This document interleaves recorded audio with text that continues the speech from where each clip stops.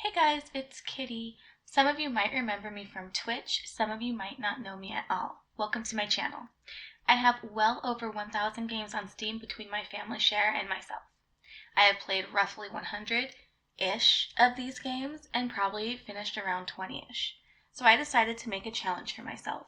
The challenge is to play every game from my stream library for at least 2 hours. If I enjoy the game, I want to complete the story, and if I feel like I can get 100% achievements, then I will be doing that as well.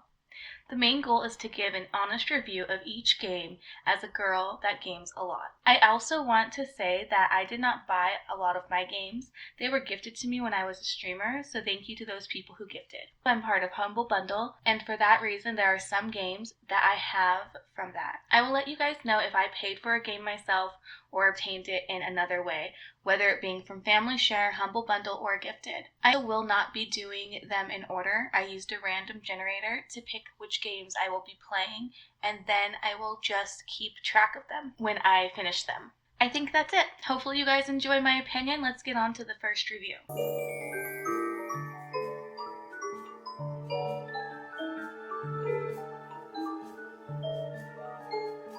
Hey guys, it's Kitty. The first game that was randomly picked for me was Ace and Adventures. The game summary says Ace and Adventures is a deck-building RPG with poker-powered combat.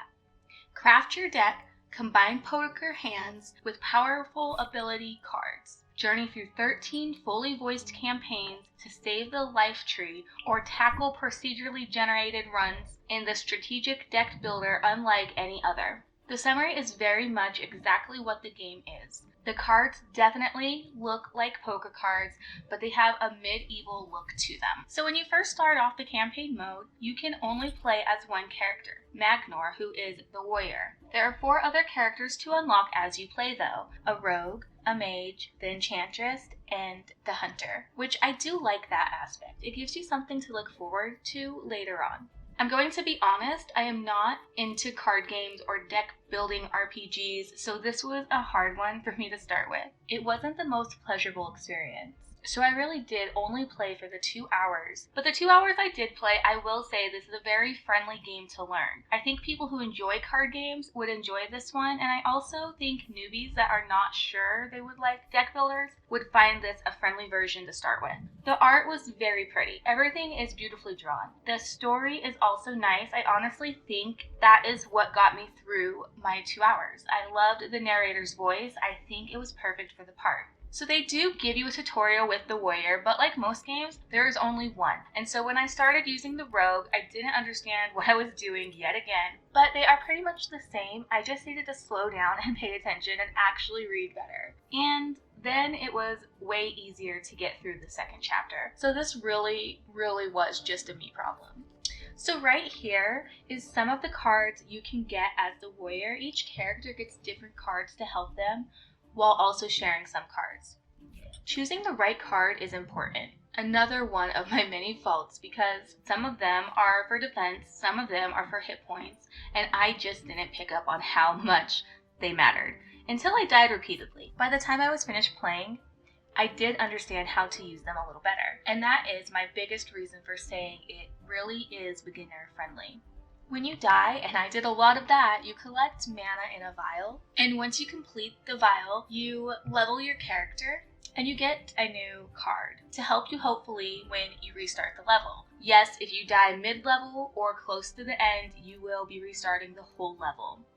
I will say for someone like me, this was helpful because I suck at paying attention, but it helped me learn the game a little better. If you are someone that is good at these types of games, I feel like it would be a lot easier to get through. So this part is showing when you die and you get the mid bar, you get to pick from 1 of 5 cards to help you through the level again. So yeah, I died and that sucks, but also I get something helpful for the next time I play. I really did like that as well. This is just the main part of the game, but there are also 2 different modes in the game as well. I had to go back months after playing because I forgot to get a video for that. So the gameplay is going to be a little rocky right here because I forgot how to play again. But anyways, these modes are basically a map that you get to pick your direction through. Some areas are helpful, like getting to have 2 lives back, or getting an extra card, and then the rest of them are areas that you fight in. I have yet to get far in this little section, but it was nice that I could do something else after the campaign if I wanted to.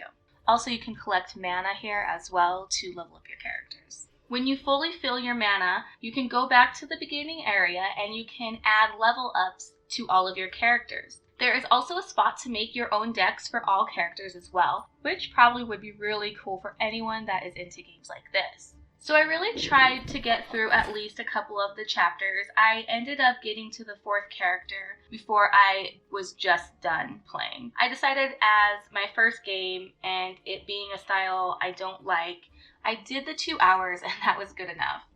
This is one of the games that came in a Humble Bundle, so I didn't seek it out and buy this game for myself, and honestly I wouldn't have. The base price for Ace and Adventures is $19.99. I think it's a fair price looking back at how much there is to do, but would I recommend buying it at that price? No. And the reason for that is because it is a game I have seen go on sale a lot. From anywhere from $4.99 to right now it's as low as I've ever seen it, and it is $1.99. So waiting is worth it on this one. A couple other things I want to touch on before I give out my score is what I rated high for Ace and Adventures. For me, the graphics are beautiful, the music was very relaxing, the story made me want to keep playing, and there is replayability with this one, which is nice.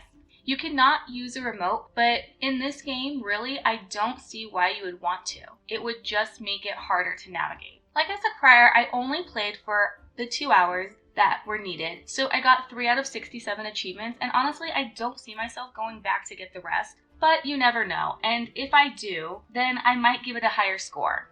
So my score I gave the game is a 5.5 out of 10. So I guess a F tier, an F plus tier though. My reasoning is really just that I don't see myself playing it again, and if I do and I think that's an unfair rating, then I might come back and update it, maybe leave a comment or something, because there is nothing wrong with the game. It really is just a me problem. Have you guys played this game?